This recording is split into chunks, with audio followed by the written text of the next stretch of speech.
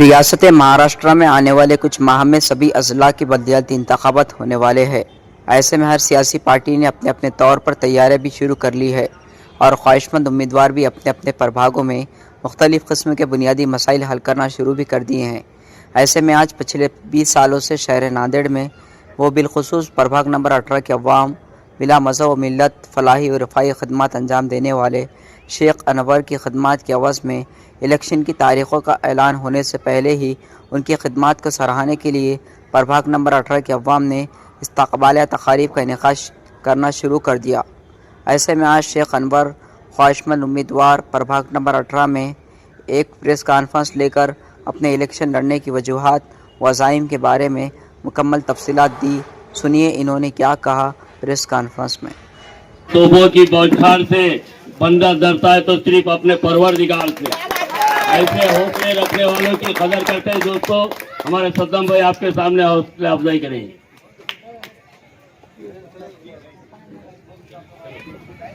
मुझे जो है बड़ी खुशी तौराबाद के लोग यहाँ जमा है, तो तौराबाद से लोगों से खास एक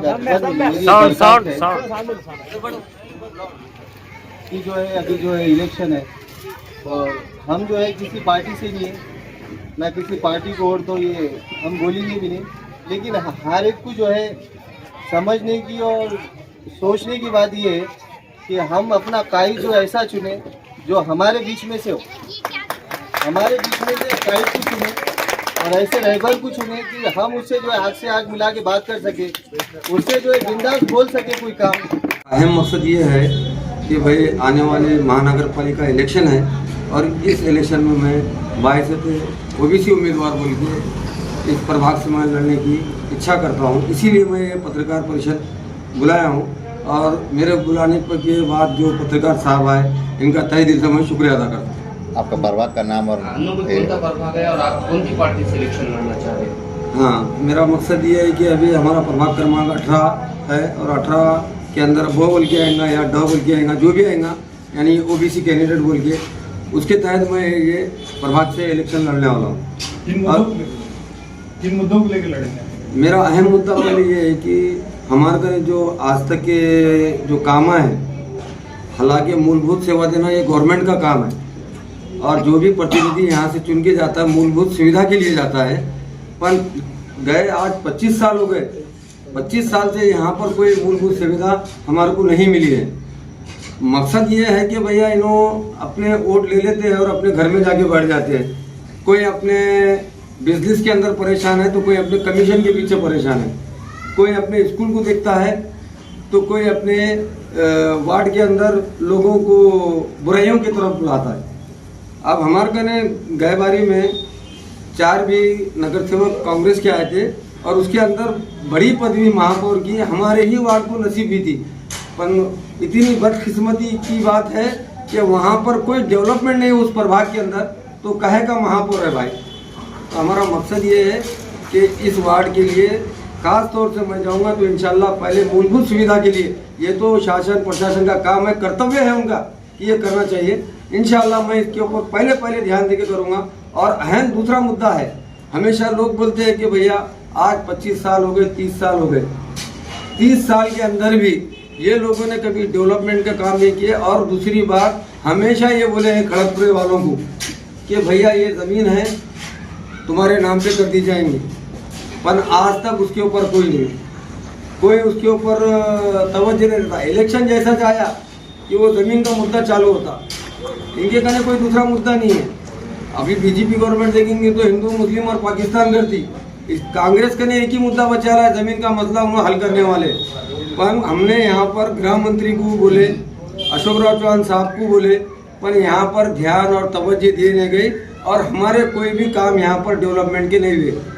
आज ये 5 साल के अंदर 1 या 2 रोड हमारे करने कंप्लीट हुए, वो भी इनका टाइम पीरियड खत्म होने के बाद की। अच्छा अनु भाई, आप इससे पहले एमआईएम से और राष्ट्रवादी से लड़े थे, अभी आप चुनाव में खड़े रहने आ गए, कौन सी पार्टी से लड़े? हाँ, अभी गए बारी में इससे पहले मैं राष्ट्रवादी से लड़ा था और मुझे मेरे जो मेहनत के वोट है, मेरे जो लगन के है 1865 वोट मुझे मिले थे। मैं उस वोटर का तहे दिल से शुक्रिया अदा करता हूँ कि जो नसीब में है, इज़्ज़त तू मंतशा जिल्लत तू मंशा, अल्लाह के फैसले मुझे मंजूर थे, मैंने एक्सेप्ट किया। मैंने ये सोचा कि कहीं तो भी हमारे में कमी है, काम मैं उतना नहीं कर रहा हूँ जितना करना चाहिए। उसके पहले मैंने इमाम में काम किया था, इमाम के अंदर भी मैंने सेकंड पे रहा और वहाँ पर भी 100-150 ऑटो से मेरी कुछ शिकस्त हुई थी। पर अलबत्ता मैं ये आपकी बारी मैंने ये सोचा हूँ कि जब तक ये मेरे को कोई पावरफुल पैनल नहीं मिलता। अभी कैसा हो रहा, गए बारी में हमारे घने 2 कैंडिडेट थे, तो ये प्रभाग के अंदर मुस्लिम वोटिंग 17,000 कुछ चिल्लर है, SC वोटिंग 7-8 हज़ार है, और अदर हमारे जो यहाँ पर हिंदू भाई है हमारे, तो वो 4-1 हज़ार है। तो ऐसा मिला के हमारा प्रभाग हुआ।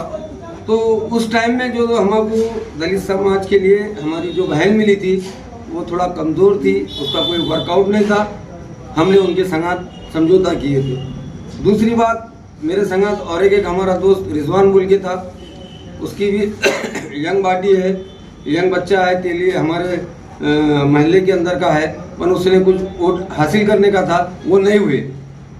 इसके वजह से मैंने अभी ये फैसला लिया हूँ कि कल परसों मेरे कने हमारे सैयद मोइन साहब का भी फ़ोन आया था, और सैयद मोइन साहब ने बोले कि भाई हम एक फ्री कैंप ले रहे हैं, फ्री कैंप के लिए आप हमारे को अंदर आइए, इन्विटेशन कीजिए और आप उसके अंदर कॉपरेट कीजिए। मैंने बोला देखो, जहाँ भी समाज का अच्छा काम होता है उसके लिए मैं कभी भी तैयार हूँ।